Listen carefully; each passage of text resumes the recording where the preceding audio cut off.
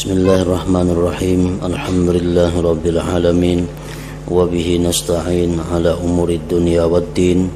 Wassalatu wassalam ala asyrafil anbiya wal mursalin sayyidina wa habibina Muhammadin wa ala alihi wa sahbihi ajma'in. Qala al-imam Hujjatul Islam Abu Hamid Muhammad bin Muhammad Al-Ghazali rahimahullah wa nafa'ana bi ulumih. Wa idza 'arafta tariqal fikri fi nafsika fatafakkar bil ardi allati hiya maqarruka thumma bi anhariha wa bihariha wa jibaliha wa ma'adiniha thumma irtafi' ma'aha ila malakutis samawat. Ammal ardu fa min ayatihi an khalaqal arda firasyan wa mihada wa salaka fiha subulan fijaja wa ja'alaha dhalula litamshu bi manakibiha wa ja'alaha qarratan la tataharraku wa arsa fiha al-jibala awtadan laha tamna'uha min an tamid thumma wassa'a aknafaha hatta ajazal adamiyun an bulughi jami'i jawanibiha wa in talat a'maruhum wa kasurat tatwafuhum faqala ta'ala was-samaa'a banaynaha bi aidi wa inna lamusihun wal arda farashnaha fa ni'mal mahidun wa qala ta'ala huwa alladhi ja'ala lakumul arda dhalulan famshu fi manakibiha wa qala ta'ala alladhi ja'ala lakumul arda firasya wa qad akthara fi kitabihil aziz min dhikril ardi liyatafakkara fi ajaibiha fa dhahruha maqarrun lil ahya wa batnuha marqadun lil amwat. Qala Allah Ta'ala alam naj'alil arda kifada ahyata wa amwata ila akhirih. Makna kalamul Imam Al-Ghazali rahimahullah wa nafa'ana bi ulumi. Apabila kamu telah mengetahui jalan pikiran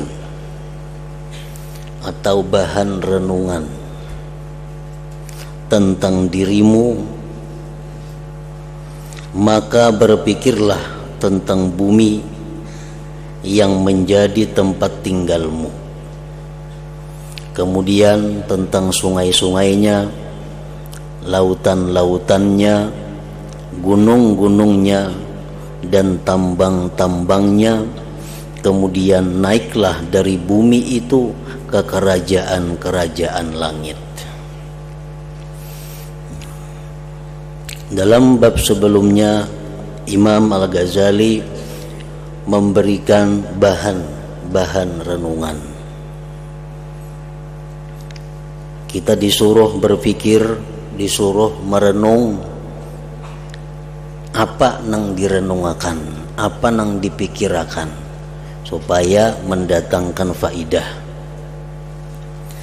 Nah, bahan renungan itu dijelaskan dengan rinci oleh Imam Ghazali. Yang pertama, beliau menjelaskan bagaimana bahan renungan kita tentang diri kita. Nah, setelah kita mengetahui jalan renungan dalam diri kita, kemudian kita disuruh lagi berpikir tentang bumi yang menjadi tempat tinggal kita. Di dalam Al-Quran, Allah Subhanahu wa Ta'ala berfirman mengenai bahan renungan pikiran bumi ini.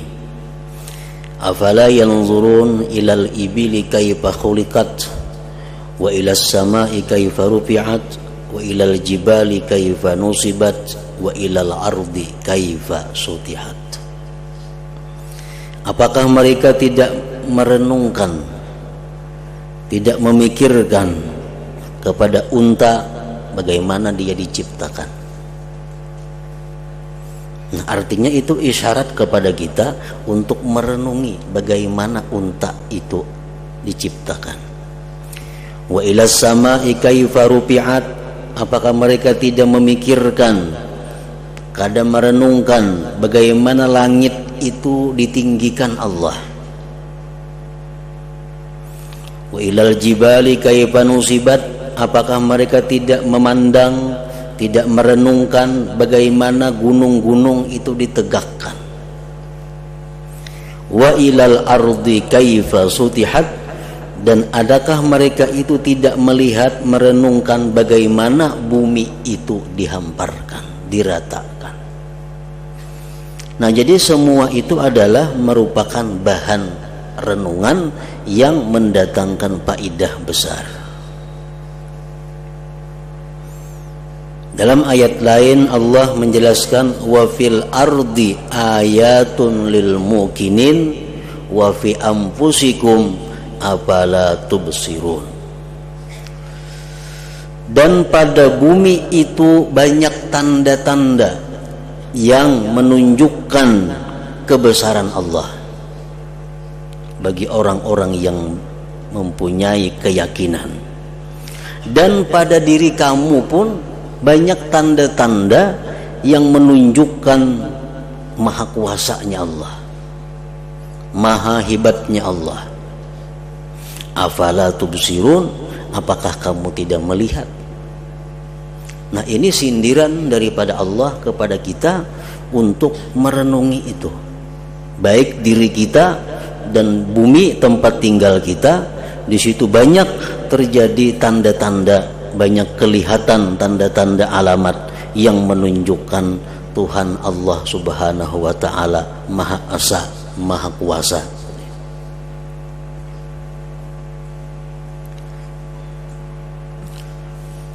Firman Allah lagi yang berkaitan dengan pemikiran terhadap bumi ini, ma khalaqnas samawati wal arda wa ma bainahuma illa bil haqq.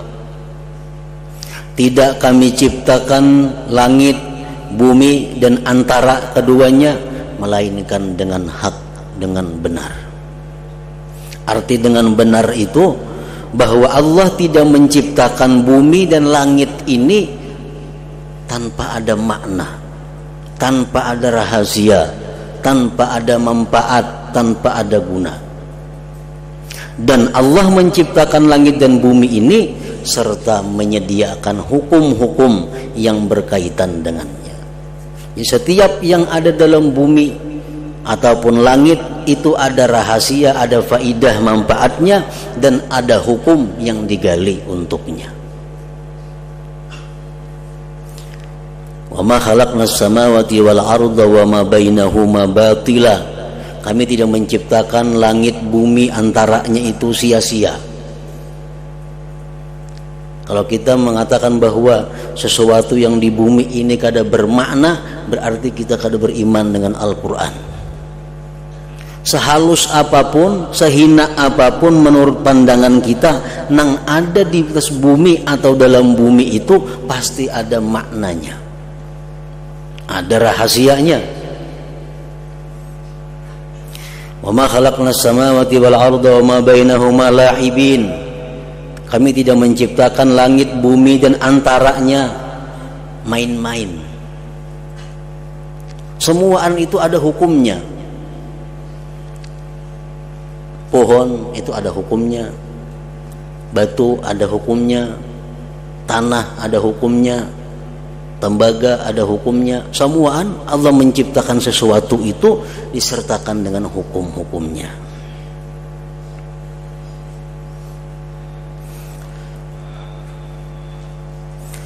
Adapun bumi, maka di antara tanda-tanda kebesarannya Allah Subhanahu wa ta'ala bahwa Dia menciptakan bumi menjadi hamparan dan terbentang dan membuat padanya jalan-jalan yang berliku-liku dan menjadikan bumi itu dapat ditundukkan, dapat diatur. Artinya Allah menciptakan bumi ini bisa diatur oleh manusia, bisa ditabuk, bisa ditanami, agar kamu dapat berjalan dalam semua penjurunya. Nang rendah ditinggiakan, nang tinggi direndahkan.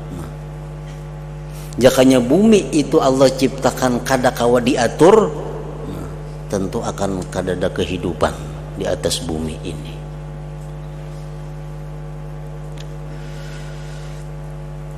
Dan menjadikannya bulat yang tidak bergerak. Bumi itu bulat diciptakan Allah dan kada terasa bergerak. Allah kada merasakan kepada kita bagaimana gerak bumi, padahal bumi itu diyakini bergerak.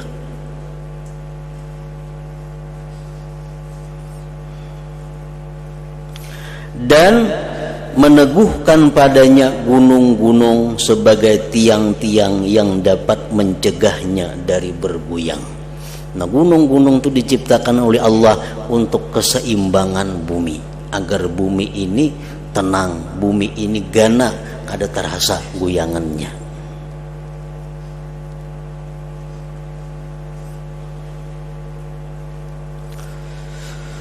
Kemudian dia Allah subhanahu wa ta'ala meluaskan sisi bumi,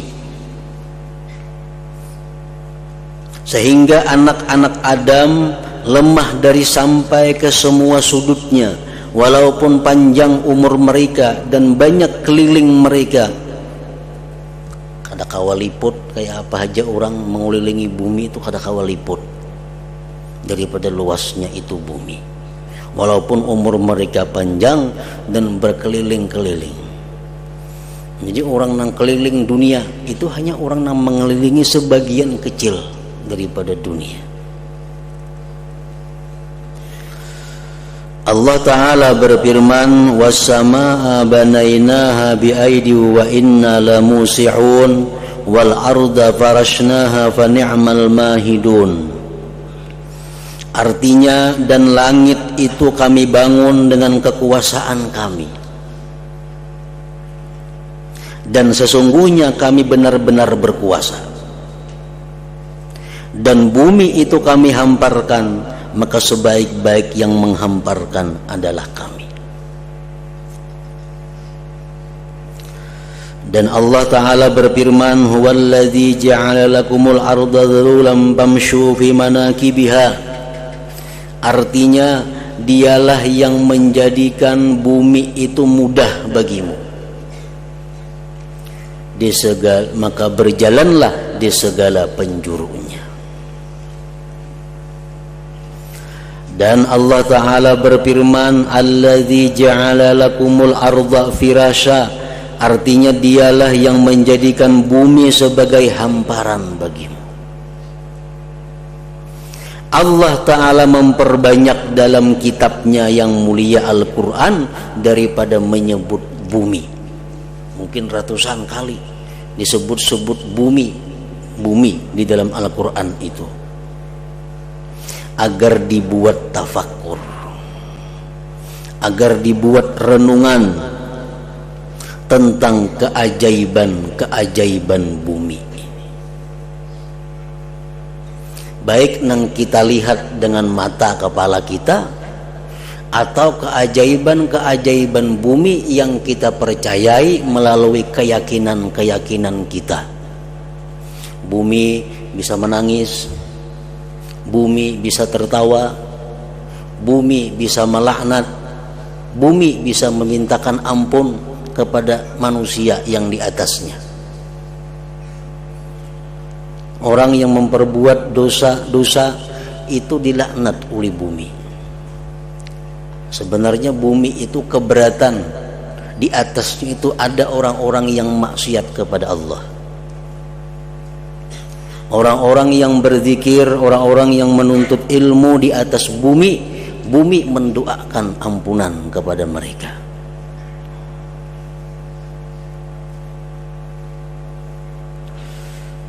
Itu di dalam dunia waktu masih hidup. Dan sesudah kita mati pun bumi ini menceritakan apa yang pernah terjadi di atasnya di hadapan Allah Subhanahu wa ta'ala. Nah, ini keajaiban si bumi ini.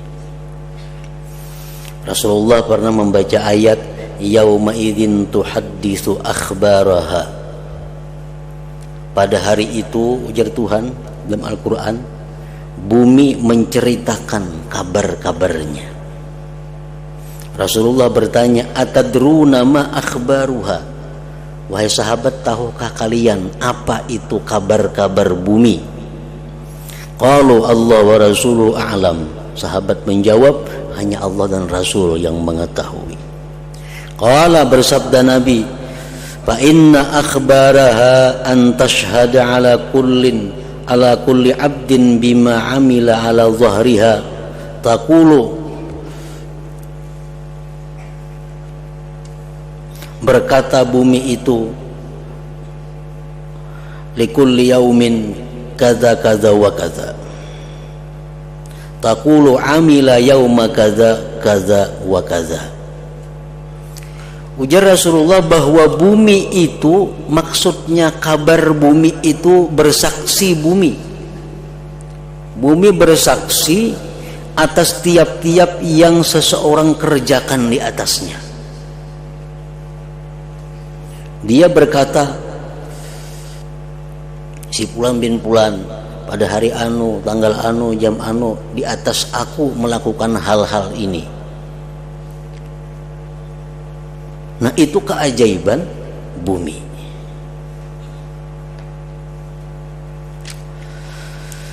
Maka permukaan bumi adalah tempat tinggal bagi orang-orang yang hidup, dan di dalamnya bumi adalah tempat tidur bagi orang-orang yang telah mati. Allah Ta'ala berfirman, alam naj'alil arda kifata ahya'a wa amwata.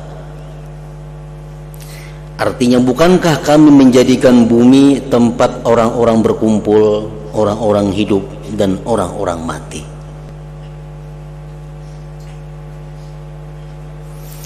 Maka perhatikanlah kepada bumi. Nah, ini yang dimasuk dengan bahan renungan. Perhatikanlah kepada bumi sedang ia mati, tandus. Bumi ini tandus, mati. Di atasnya kadada pohon-pohon, di atasnya kadada rumput. Bumi itu ngarannya mati. Lalu apabila air diturunkan di atasnya, maka ia si bumi itu bergerak, bertambah dan menjadi hijau. Nah, bumi yang asalnya tandus tuh kalau disiram lawan banyu, akhirnya tumbuh rumput-rumput sehingga hijau. Menumbuhkan keajaiban tumbuh-tumbuhan, macam-macam tumbuh-tumbuhan keluar di situ. Dan keluar daripada si bumi tadi macam-macam binatang, ulat, cacing keluaran. Pada dahulunya bumi itu tandus, sunyi, sepi, kadada apa-apa.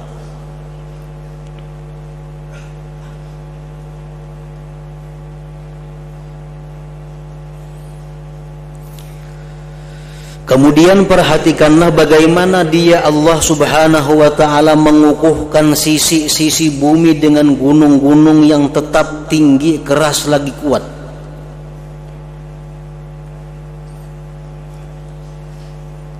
Dan bagaimana dia menitipkan air-air di bawahnya, di bawah bumi, lalu ia memancarkan mata-mata air dan mengalirkan sungai-sungai yang mengalir atas permukaan bumi, dan mengeluarkan dari batu yang kering dan dari tanah yang kotor akan air yang halus, tawar, bersih dan nyaman rasanya.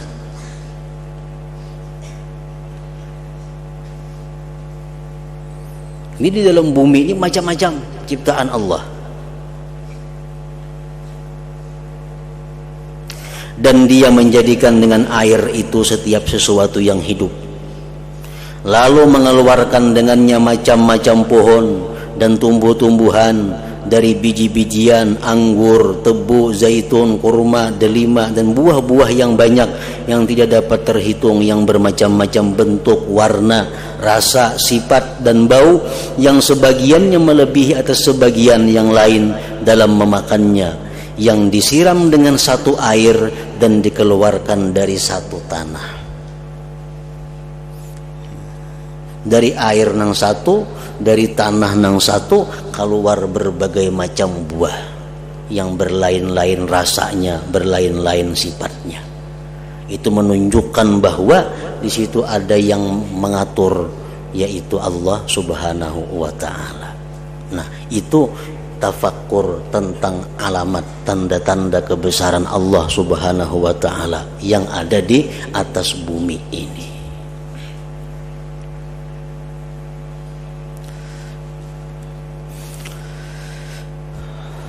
Sebagian ahli hikmah atau ba'dul hukama berkata,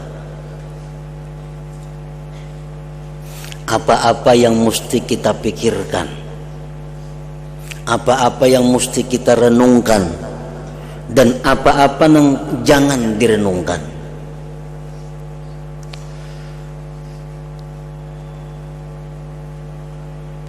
Ada 5 hal yang mesti direnungkan. Artinya kalau kita merenungkan 5 perkara ini, kita akan dapat pahala ibadah setahun.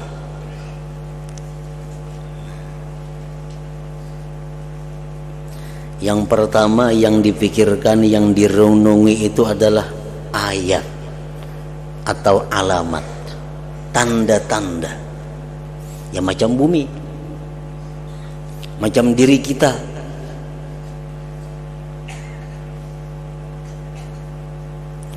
Orang yang suka merenungi tanda-tanda keajaiban-keajaiban itu akan membuahkan tambah yakin dan ma'rifat kepada Allah Subhanahu wa ta'ala.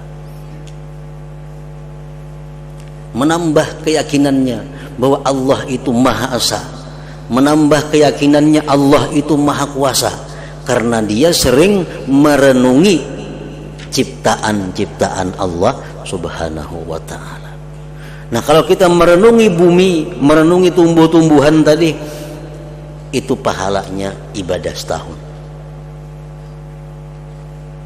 Kayak apa cara merenungi? Nah, itu pohon dahulunya kadada, sekarang ada dan tumbuh berbuah. Pasti ada itu yang menyiram, pasti ada itu yang membuahkan, pasti ada yang menumbuhkan. Dan dalil Al-Quran maupun hadis bahwa yang memperbuat itu semua adalah Allah Subhanahu wa ta'ala. Nah, tafakkur macam itu yang mendatangkan pahala ibadah setahun. Yang pertama yang ditafakkurkan itu adalah tanda-tanda yang menunjukkan keesaan Allah. Yang kedua yang kita tafakkur itu ni'mah, nikmat. Kita renungi nikmat Allah kepada kita, baik nikmat Allah yang diberikan ke dalam diri kita atau nikmat Allah yang diberikan kepada sekitar kita untuk menunjang kehidupan kita. Kita renungi nikmat sihat, renungi nikmat rezeki, renungi nikmat penglihatan, renungi nikmat pendengaran. Kita kalau membayangkan kayak apa susahnya orang nang kada mendengar itu. Kita mendengar, ada kawan saya pun kada mendengar, susah. Kita rasakan bahwa kita dapat nikmat mendengar. Nah, kalau kita merenungi nikmat-nikmat Allah yang diberikan kepada kita itu akan menambahkan kecintaan kita kepada Allah Subhanahu wa ta'ala. Pasti menambah cinta. Kalau kita tuh memikirkan si Pulan umpamanya, Pulan tuh rancak menolong kita, apa-apanya membantu kita, apa-apanya memperhatikan kita. Kita sakit ingin mengobati kita, kita kesusahan ingin memberi makan kita. Si Pulan tuh, kalau kita ingat-ingat kebaikannya lawan kita, pasti kita bertambah sayang, bertambah cinta kepada Pulan itu. Nah, merenungi nikmat Allah seperti itu menambahkan cinta kepada Allah. Itu pun mendapatkan pahala tadi ibadah setahun. Yang ketiga yang direnungi adalah isawab, pahala, ganjaran. Kita memikirkan, merenungkan sebuah hadis yang sahih daripada Rasulullah sallallahu alaihi wasallam orang yang sembahyang 2 rakaat sunat subuh, dia akan mendapat pahala yang nilainya lebih baik daripada dunia dan isinya. Nah, coba kita merenungi itu, dunia dan isinya lebih baik daripada itu diberikan Allah kalau kita mampu sembahyang sunat 2 rakaat sunat subuh. Nah, bila kita merenungi itu, menumbuhkan kesukaan, kekuatan, kerajinan untuk ibadah. Nah, kita kalau membayangkan kayak apa dunia, ada berlian, ada intan, ada emas, ada perak, ada macam-macam. Tapi kalau kita sembahyang 2 rakaat subuh, balasannya itu lebih daripada itu. Nah, yang keempat yang kita renungkan, yang kita pikirkan, fil iqab, siksa. Baik dalam Al-Quran, baik dalam hadis, bagaimana ancaman-ancaman orang yang durhaka kepada Allah. Orang yang kada sembahyang begitu masuk kubur langsung dihadang oleh ular besar. Orang yang kada berzakat diancam dengan disatum melawan hartanya. Hartanya diulah satum, dipirik manusia yang kada bersedekah itu dengan hartanya sendiri. Maka dalam neraka, membayangkan, merenungi siksa-siksa Allah seperti itu membuat kita takut lalai.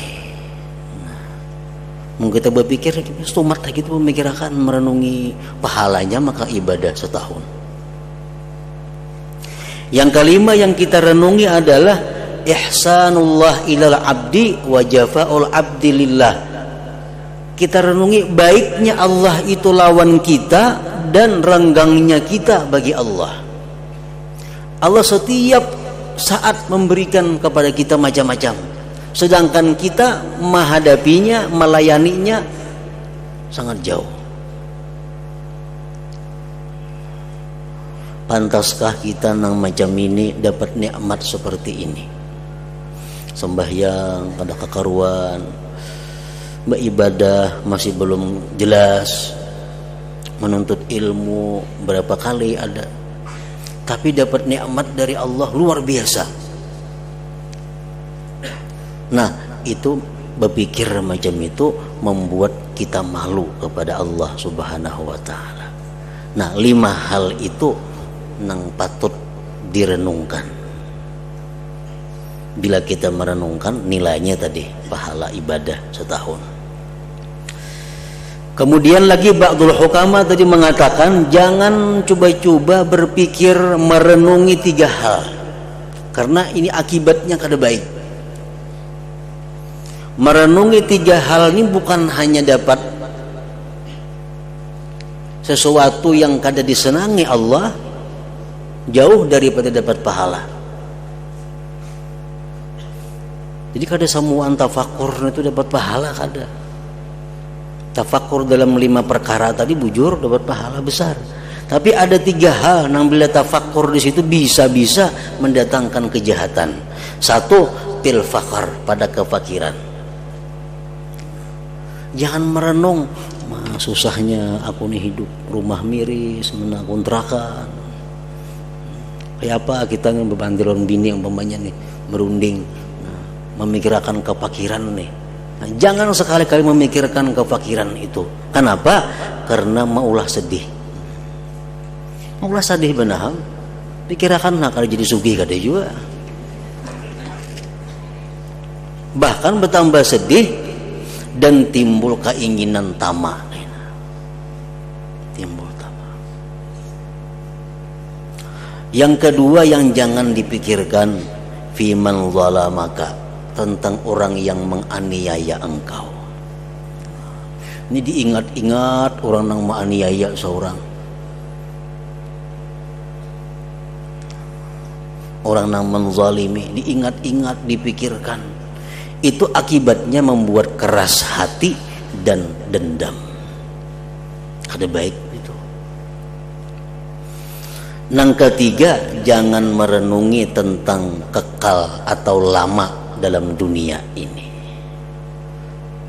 Kayak apa kita tentang 2014, 2015, nah berpikir 2010 aja hanya masuk, sudah 2015 pikirannya.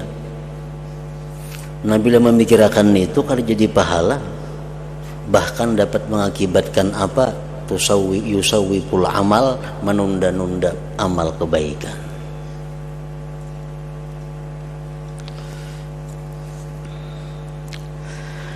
Nah jadi salah satu yang jadi renungan yang dapat faidah adalah merenungkan ayat tanda-tanda ciptaan Allah Subhanahu wa ta'ala.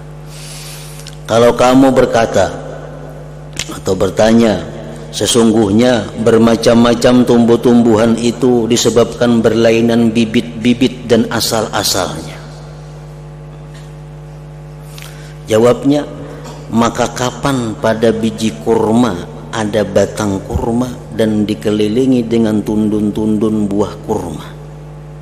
Kita menanam biji kurma, adalah batangnya yang ditanam, adalah daunnya, adalah biji buahnya. Cuma biji yang ditanam, sekali hidup jadi batang ganal, jadi daun, jadi dahan, jadi macam-macam. Dan kapan dalam satu biji ada 7 tangkai? Adalah betangkai biji ini tuh ada. Pada tiap-tiap satu tangkai ada 100 biji. Kemudian perhatikanlah kepada tanah orang-orang Badui dan periksalah zahirnya dan batinnya, maka kamu dapat melihat tanahnya yang menyerupai. Kita ke kampung-kampung, ke dusun-dusun berjalan, tanah tuh mirip-mirip aja. Lalu apabila air diturunkan di atasnya, maka ia tanah tadi berguncang, bertambah dan menumbuhkan dari setiap pasangan yang indah akan warna yang bermacam-macam dan tumbuh-tumbuhan yang menyerupai dan yang tidak menyerupai. Bagi masing-masing ada rasa, bau, warna dan bentuk yang berbeda dengan yang lainnya. Maka perhatikanlah kepada banyaknya tumbuh-tumbuhan, berlainan macam-macamnya dan banyaknya bentuk-bentuknya, kemudian berlainan tabiat-tabiat tumbuh-tumbuhan dan banyak manfaat-manfaatnya.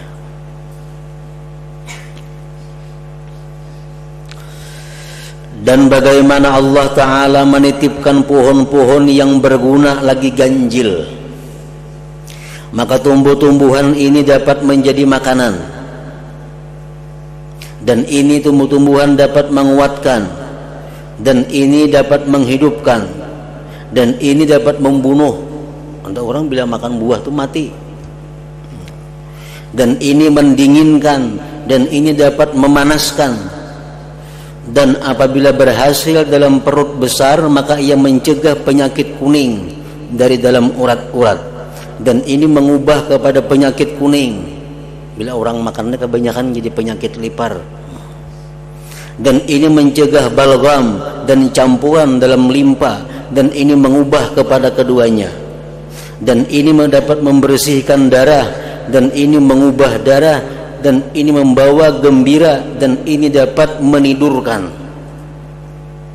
Orang makan buah tuh nona guring aja lagi. Atau makan sayur, bila makan kangkung nona guring aja mata.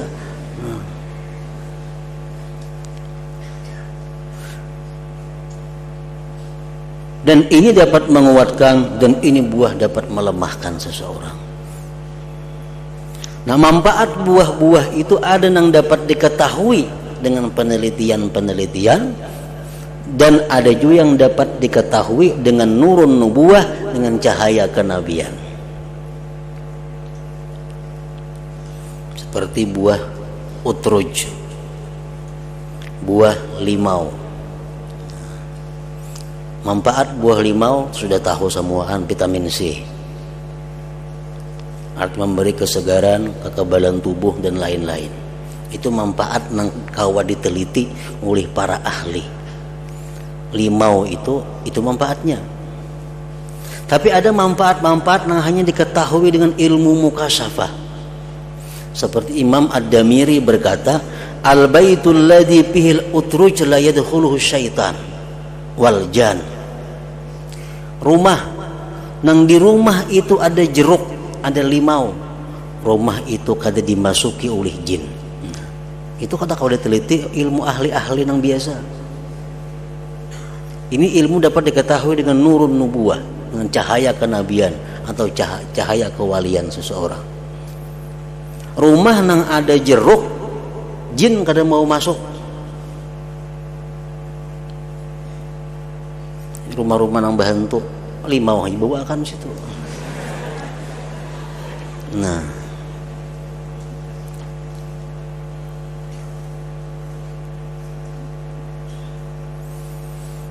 dan lagi disebutkan al-utruj dawa usu'il khuluq. Jeruk itu adalah obat bagi orang yang jahat perangainya. Ada satu kaum datang kepada Nabi waktu itu. Kaum ini mempunyai anak-anak yang jahat perangainya.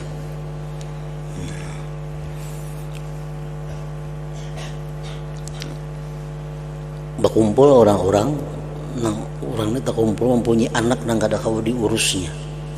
Datang kepada Nabi minta petunjuk kayak apa anak-anak ini.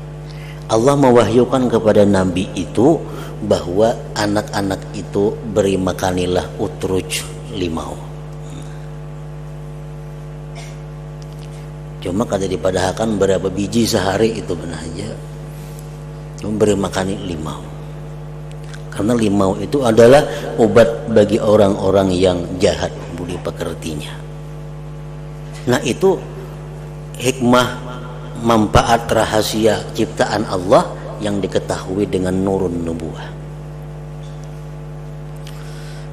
Imam Ja'far As-Shadiq mengatakan aklur rumman yunawwirul qalb, memakan buah delima itu menerangi hati. Nah, buah delima penerang hati.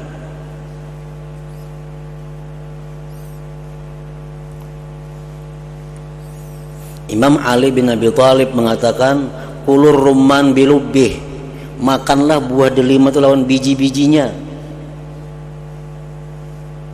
Fa innahu dibagul ma'iddah, karena itu merupakan pembersih perut.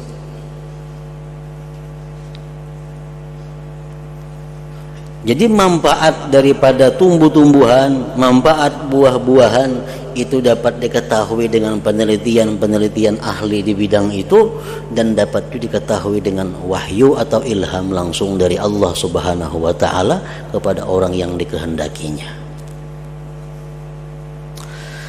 Maka tidak tumbuh dari bumi sehelai daun dan tumbuh-tumbuhan, melainkan padanya ada manfaat-manfaat di mana manusia tidak mampu mengetahui hakikatnya itu. Dan masing-masing dari tumbuh-tumbuhan ini petani memerlukan dalam pemeliharaannya kepada perbuatan tertentu.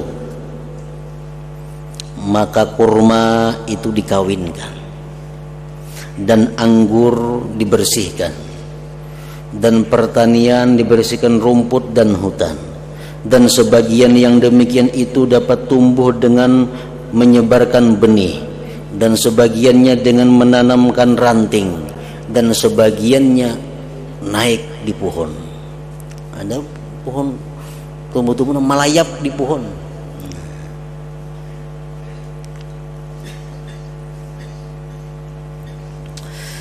Jikalau kita berkehendak menyebutkan bermacam-macam jenis tumbuh-tumbuhan dan kemanfaatan-kemanfaatannya, keadaan-keadaannya dan keajaiban-keajaibannya, niscaya hari-hari habis dalam menyipati yang demikian itu.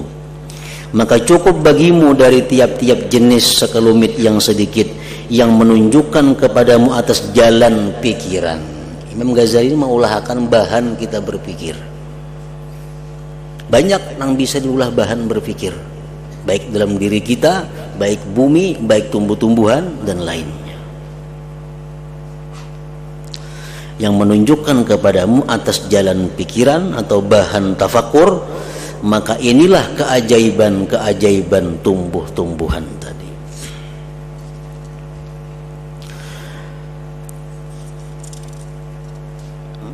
Dan di antara tanda-tanda kebesaran Allah adalah benda-benda yang disimpan di bawah gunung-gunung dan tambang-tambang yang berhasil dari bumi.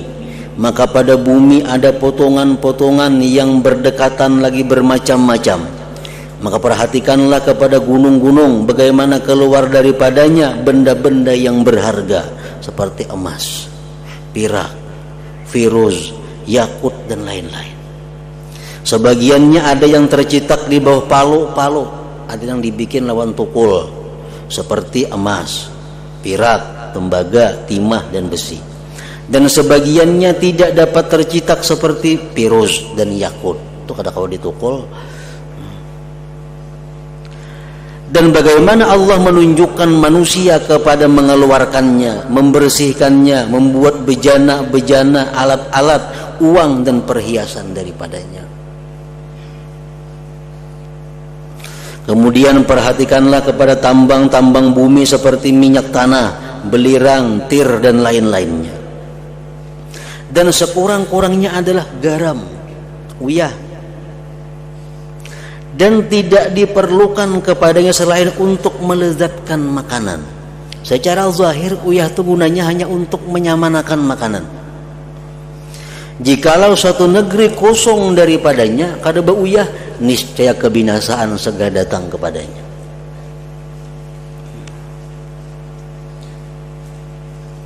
Maka perhatikanlah kepada rahmat Allah Ta'ala, bagaimana Dia menciptakan sebagian bumi itu tanah berair, lembab serta asin, dengan bendanya di mana berkumpul padanya air yang bersih dari hujan, lalu berubah menjadi garam yang asin, yang dibakar, yang tidak mungkin diperoleh satu miskal pun daripadanya, agar demikian itu melezatkan makananmu apabila kamu makan, lalu menjadikan gembira kehidupan.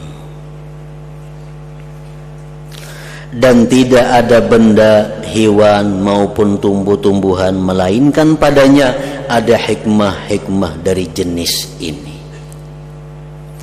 Tidaklah diciptakan sesuatu daripadanya dengan sia-sia tanpa faedah, main-main dan senda gurau. Tetapi semua itu diciptakan dengan benar, sebagaimana mestinya, dan atas aturan yang semestinya, dan seperti yang layak dengan kebesarannya Allah, kemurahannya Allah, dan kasih sayangnya Allah. Karena itulah Allah Ta'ala berfirman, wa ma khalaqnas samawati wal arda wa ma bainahuma la'ibin ma khalaqnahuma illa bil haqq. Artinya, dan kami tidak menciptakan langit dan bumi dan apa yang diantara keduanya dengan main-main. Kami tidak menciptakan keduanya melainkan dengan hak, dengan benar, dengan ada peraturan-peraturannya. Nah, kemudian, dan di antara tanda-tanda kebesaran Allah adalah bermacam-macam hewan.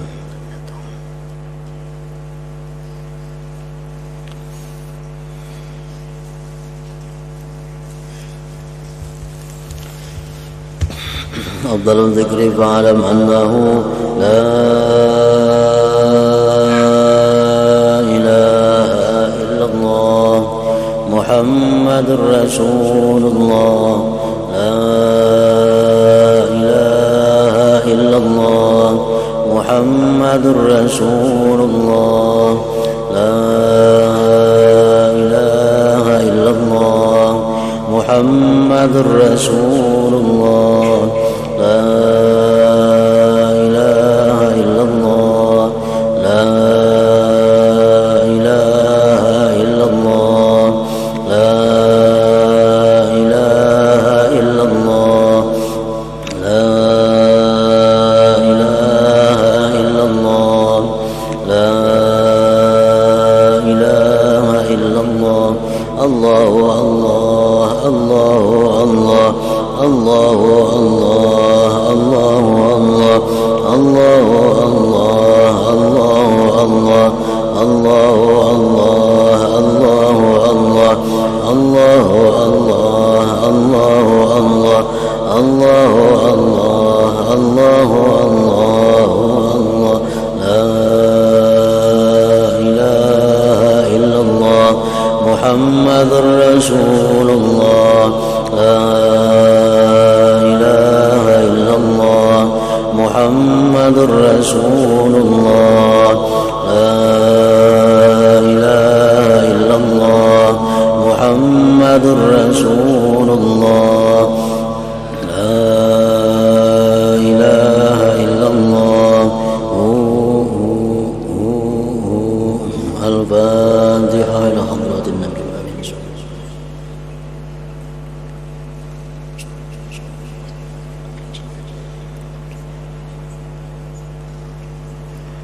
فيا أيها الرجل منه شفاعة صلوا عليه وسلموا تسليما.